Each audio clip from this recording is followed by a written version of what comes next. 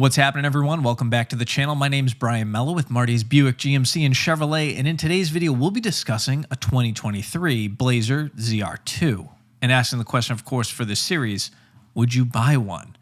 If you're new to the channel or perhaps maybe you're just coming back for more, be sure to smash that like button, subscribe if you haven't already. I upload fresh General Motors related news and content every single week, so if that's something that you're into, be sure to tune in. Now let's get into it. All right, so today we're talking Blazer, like this Blazer here. We're definitely not talking about this one because GM's decisions with this one just keep getting more and more confusing to me. A little more on that later.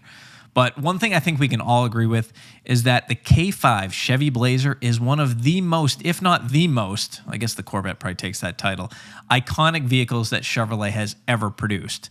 While Ford had its Bronco and, Jeep had its CJ, General Motors back in the day, they had to get into the ring with these guys, and they did just that, of course, with the Blazer.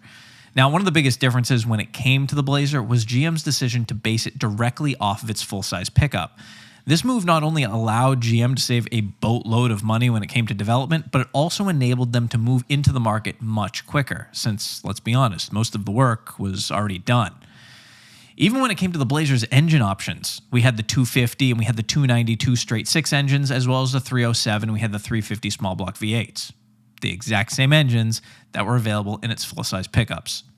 Now, the K5 Blazer was a massive, massive success for General Motors, and as it continued to eat up the SUV market share from all of its competitors, GM decided in its infinite wisdom to turn the heat up just a little bit more by releasing, of course, its corporate twin to the Blazer, that being the GMC Jimmy, which we actually first saw in 1970. Now, if you didn't have a chance yet to see my 2022 GMC Jimmy video, I'll leave a link to that here as well in the description below because, yeah, you can actually get on the waiting list for that thing already. So if that might be something that you're into, But back to the Blazer. Because for the better part of 50 years, if I mention Chevy Blazer to you, I'm pretty much willing to bet my house on it that this is what comes to mind, right? Either the first generation, which ran from 1969 to 1972, or the second generation, which ran from 73 to 91. Maybe for a small few of you, the third generation comes to mind, but I think for the vast majority of you watching, this right here, this is a Blazer. And honestly, I'd agree with you. But this is also a Blazer, right? Now, before you get too mad about it, because, listen, I get it. Pretty much everyone who has a soft spot for the K5 is not so happy about it. But let me remind you about this right here, because this is a Ford Bronco, right? I mean, technically the Bronco Sport, I know, but a Bronco nonetheless.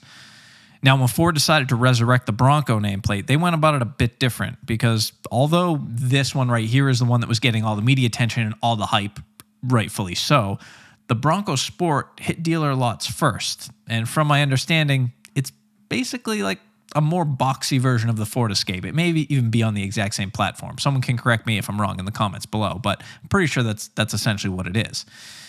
Now, this got me thinking because although GM released this Blazer to us that we know now, that doesn't necessarily mean that the Blazer story has to end here. I think we can all agree that GM knows at this point, I mean, they have to, right? Know at this point that a lot of its customers are pretty bummed out that Ford got a Bronco that looks like this and we got a Blazer that looks like this. And I don't mean to pick on the new Blazer. I really don't. Because as I've said in other videos, it is a really, really nice crossover SUV. Looks cool. Interior is nice. The only problem with the new Blazer is, of course, its name. So what if, after looking at all the endless customer feedback and seeing the insane demand for Ford's Bronco, as well as the continued success of the Wrangler, because let's be honest, they're having no issue selling those, what if GM decided to add to its Blazer lineup, perhaps with a ZR2 nameplate? I think that would make the most sense. Well, once again, I teamed up with my good friend and extremely talented artist, Oscar Vargas, to come up with this design that you see here of a 2023 Blazer ZR2. Now, one of the first things I noticed, other than, of course, the missing doors, were the headlights, which are, of course, paying homage to the 90s era Blazers. I'd be curious how many of you noticed that. Now, obviously, this thing is built off the upcoming Silverado ZR2, which means this conceptualized Blazer ZR2 would once again be constructed off of GM's full-size truck platform. thus allowing General Motors to come to market quickly with very little need to start from the ground up, just as they did in the past with the K5. Other things to take note of on here, we've got beadlock wheels wrapped in 35 or maybe even 37-inch BF Goodrich mud terrain tires. We've got a shortened up wheelbase, perhaps a bit more ground clearance, but I could be wrong there. We've also got a custom roof-mounted LED light bar, which looks right at home, along with those refreshed LED signature headlight elements. Doors off or doors on, I love the look of this thing. And I think with that big V8 under the hood, along with the ZR2's DSSV suspension and the lockers, this being like a knock out of the park for General Motors honestly might even be an understatement. Now, as I've said in the past, I know GM sees these videos. Trust me, I know they do. I've heard about it.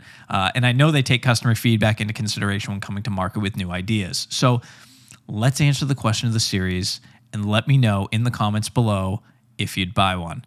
I'm sure you guys all know my answer by now, especially if you've noticed the trend in the past few videos of this series, but I'd love to hear from you.